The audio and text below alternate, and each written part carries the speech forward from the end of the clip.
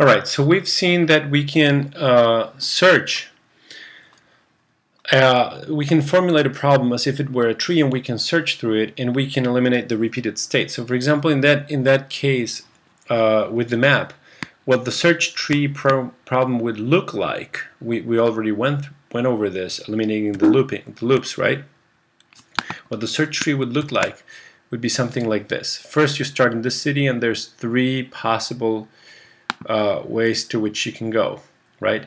Then you expand say the first one, right? Or you expand this one. You expand the first one, for example. That'll go here. This can also be expanded in a branch that goes back, but that branch, because we check the frontier and the exploded set, is not going to be added. So you'll just add 1 branch. Then we expand these ones, and you add the other 2 branches. You don't add the branch that goes back. We expand this one, and you add just 1. And so on and so forth. So this will just be expanding branches forward. It'll ignore loops. It won't go back. Okay. Now,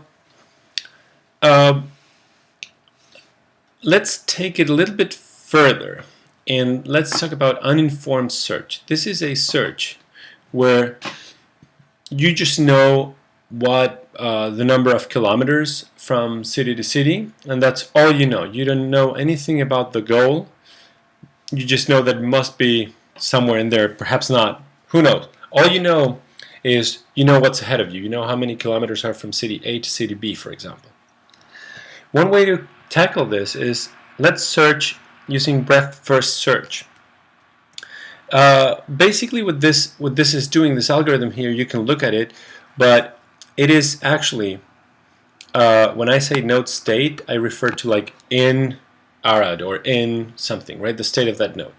So the breadth first search, takes a problem in and initialize node with the initial state of problem, wherever you are, right? The node with the initial state of problem.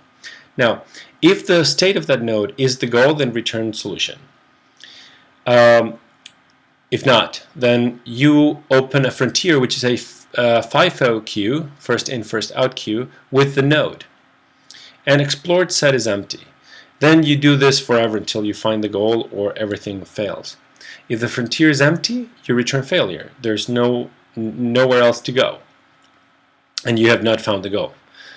Otherwise, the node will become the first node in the frontier queue, and it will take it from the frontier and put it in node. So we're thinking that pop actually takes the first element in the frontier and removes it and returns it. Then you will add the state of that node to the explored set. So you put the first node in the tree, the first state in the tree, you pop it here, you add it to the explored set, and then for each action in the possible actions of that state, you assign a child node. That's the child node of the node with action. So for example, if in Arad and the action is go to Oradea, okay, then the child node of the Arad node and go to Oradea action is Oradea, right? So the child node of whatever given node and going to another city that's legal to go, that will be the node. If the child state is not in the explored or in the frontier, okay, then let's test if it's a goal. If it's a goal, then you return the solution. If it's not a goal, then you append it to the frontier. Basically what this will be doing, we can see this, is it's going to start expanding the tree 1 level at a time, 1 full level at a time. So for example, we start with state A. Then this is in the frontier, right? A is not the goal. Therefore, it'll expand it and put it in the frontier, right? B and C. Then we're going to go to B and expand it. None of these are in the frontier, right? So we're going to add it to the frontier, but because it's a FIFO, C was there before. So now we're going to expand C, and it expands into these 2. Now all of these are added to the frontier, and we're going to expand D, and so on and so forth, and we try to find the goal. Now, say B is the number of child nodes per node. Okay, in this case it's 2, but say B is the number of child nodes per node, and D is the number of levels, or the depth of the tree. The breadth first search algorithm is of the order of B to the D. which can be really, really huge, and that's the only problem. Now, it's guaranteed that you're going to find a solution, right? You're going to find the optimal solution, because as soon as you see the goal in here, you're going to stop, and that's going to be the shortest path to get to the goal, okay? Because you're expanding this, whatever city this is. Think of it as cities. Whatever city this is, you're going to expand the next two, and then the cities under them. As soon as you find your goal, then you will have the shortest path, even though another path might take you to the same city further down. You're going to get the one that takes you there the fastest. Think about that. Now, there's another algorithm that makes a slight improvement of this and tries just to follow the path with that so far has the shortest cost. Okay, the path that so far has just the shortest cost. It is exactly like the breadth first. Okay, only that the priority queue is ordered by path cost. Okay, and path cost will be, for example, the kilometers to go from one city to another. Okay, and what we're going to do here is at every point in time, after we can, if the child state is not in the explorer, the frontier will append the child. But here, if the child state isn't the frontier, with a higher path cost, we'll replace that frontier node with a child. So if we see that the path cost so far is smaller than another path cost to the same city, we will we will replace that. So let's see this in the map. That might make it easier. Here's the map. Okay, so say I want to go from Sibiu to Bucharest. So I'll expand the two nodes from Sibiu, Făgăraș and Râmnicu-Vâlcea. Okay. So say I look at Râmnicu-Vâlcea, which of these two is the least path? 80 kilometers, right? That's Râmnicu-Vâlcea. So okay, I'm going to choose to expand Râmnicu-Vâlcea because remember the queue is ordered by total cost. I'll expand the Râmnicu-Vâlcea, I'm sorry. I'll expand this one, and I get to node Pitești, okay, which has 97. 97 plus 80 is 187, and 80 plus 146 is 226. So this path here to Pitești so far has costs 177. 80 plus 97, 177. This path to Craiova costs 226.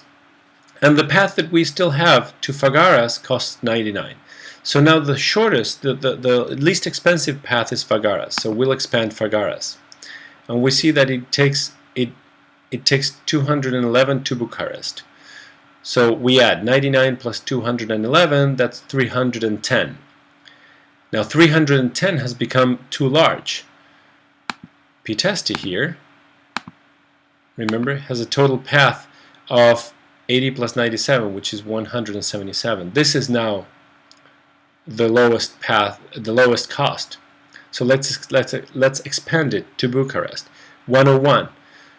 So we have 80 plus 97, which is 177, plus 101, which is 278. So going to Bucharest via this route is 278. Going to Bucharest via this route is 310. So we'll choose this route, which is the shortest.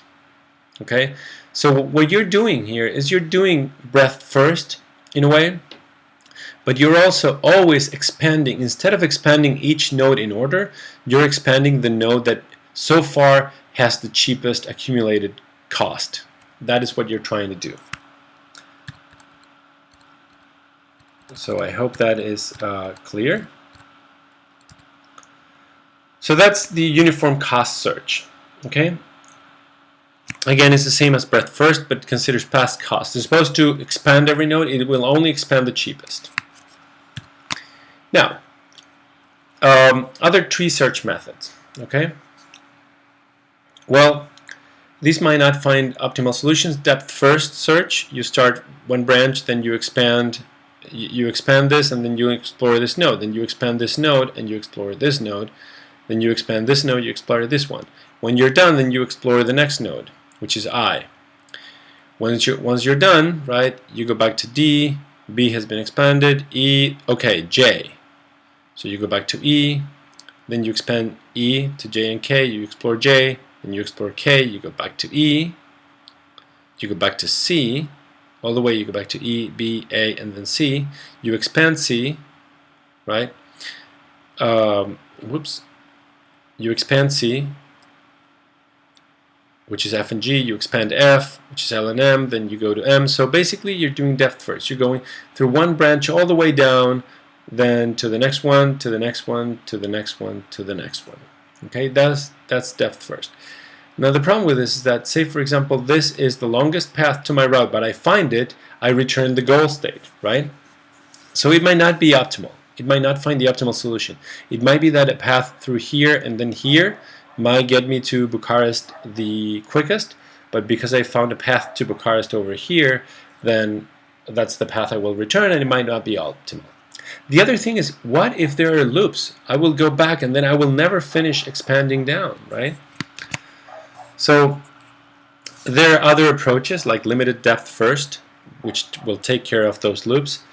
Iterative deepening, limited depth first, by the way, it takes care of loops because it says, well, I will only expand a certain number of levels and I will stop. And if I don't find the solution, then I'll expand some other node. Okay, and then this iterative deepening depth first, which we actually will do is let's start expanding just one level, just this level. Have we found the solution? No. Okay, let's expand 2 levels then. Have we found the solution? And so on. So iteratively, it will increase how many levels we can expand. So depth first base might not find an optimal solution, except for iterative deepening, because that will find the optimal solution, because it really resembles a lot. It's a mix between breadth first and depth first. So, and then there's a bidirectional search. So remember that our tree searches were of the order of O of B to the D, the depth, right? Now, if I do a bidirectional search, so I start from the bottom, from the destination, from the target goal, and from the initial state, and I expand, I would assume that they will meet in the middle, right? So that gives the order of one search is going to be order of B to the D by half, right? Because I'm only going to search half the tree, and then the other, that's coming from the goal, and then coming from the initial state, it's also going to go B to D and a half because I'm only going to explore half the tree. So the order of B, D to the half, 2 times that, we can ignore the 2, okay? Because what matters is the exponent. That's going to be much more telling of how slow an algorithm can be. And this going of B, D, half of D, this running time is much better than B to the D. I mean, think of 2 to the 8th versus 2 to the 16th. 2 to the 8th is a much smaller number, even if we do it twice, than 2 to the 16th. So these are other approaches to search with trees. And then the last one that I want to describe to you is one that is just like the uniform cost search, but it's informed search because it uses a heuristic. The 2 last algorithms that I'm going to describe. So one is the greedy best first search. Okay, what we can do is we can design a heuristic metric. Okay, do I have a slide here? Yeah. So we can have a heuristic metric. Okay, solely based on heuristic. And say, for example, the heuristic will be, I'm going to go from Arad to Bucharest, okay?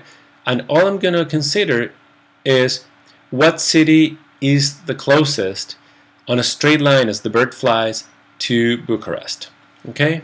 So for example, then I have a little table. From Arad to Bucharest is 366 kilometers, from Bucharest to Bucharest is 0, from Craiova to Bucharest is 160, and so on and so forth.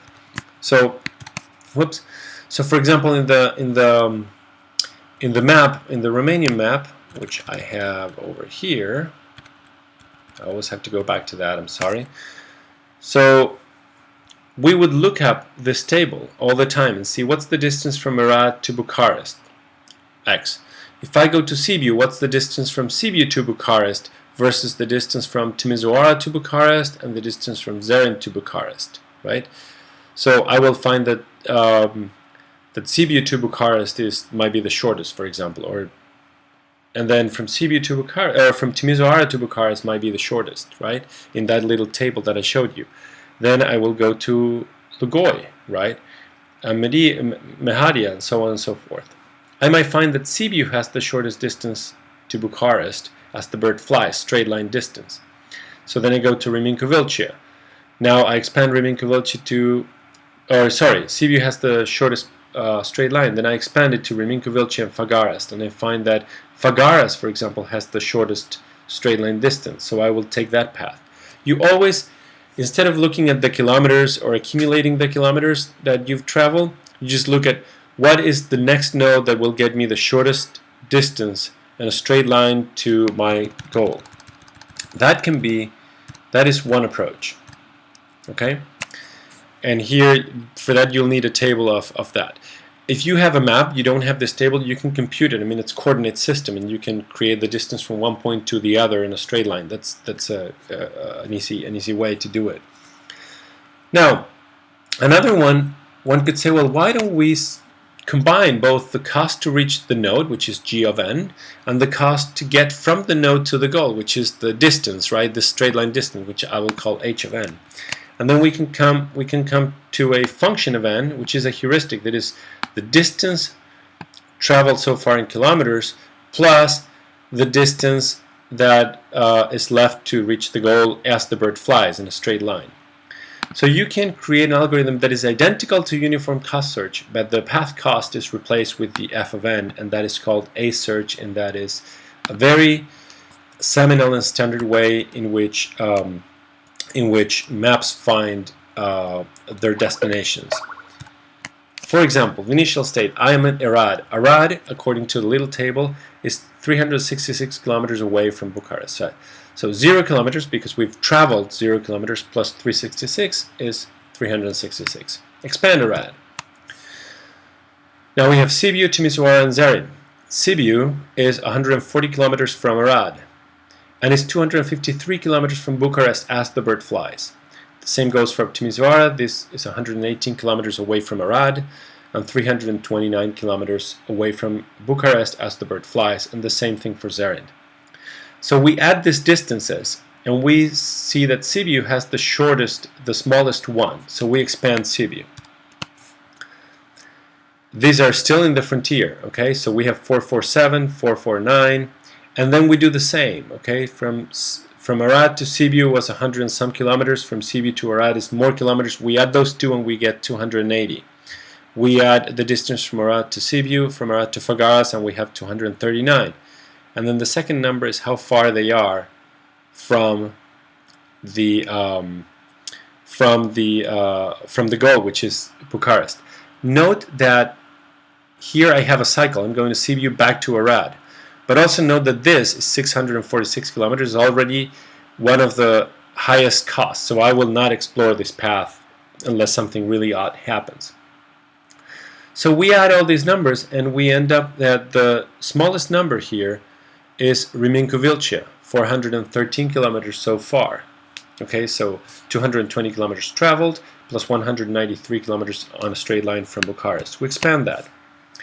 And we see that, remember, all of this is in the frontier, all of this is in the frontier. Now we're going to look at, again, the same thing. So Arad, Sibiu, Reminkovilcea, Craiova, that adds up 366 kilometers. And now Craiova is 160 kilometers away from Bucharest. Adding these two numbers, I get 526. By the same metric, I add the other numbers. Now, which one is the smallest of these numbers? Oh, it turns out that Făgăraș is with 415. Okay, so we expand Făgăraș. And in Făgăraș, now we have Sibiu, the same thing, right? So the distance from Arad, Sibiu, Făgăraș, back to Sibiu, right? It's 591. The distance from Arad, Sibiu, Făgăraș, Bucharest, which is our destination, is 450. Now, which one is the smallest of these? Okay, we have to do it one more time. Which one is the smallest of these? Now, the smallest of this is Pitesti with 417. So let's expand it. One more time. Oh, we see that Bucharest, you can also go to Bucharest here. You can go to Craiova and Râmnicu Vâlcea. So you'll go Arad, Sibiu, Râmnicu Vâlcea, Pitești, Bucharest. That is 480 kilometers, right? And then 0 to get from Bucharest to Bucharest. Now, we have the destination twice. Which one is the shortest? 450 or 418? Well, 418. So we return the path Arad, Sibiu, Râmnicu Vâlcea, Pitești, Bucharest. And that's the shortest way to get from Arad to Bucharest. And that concludes a star search.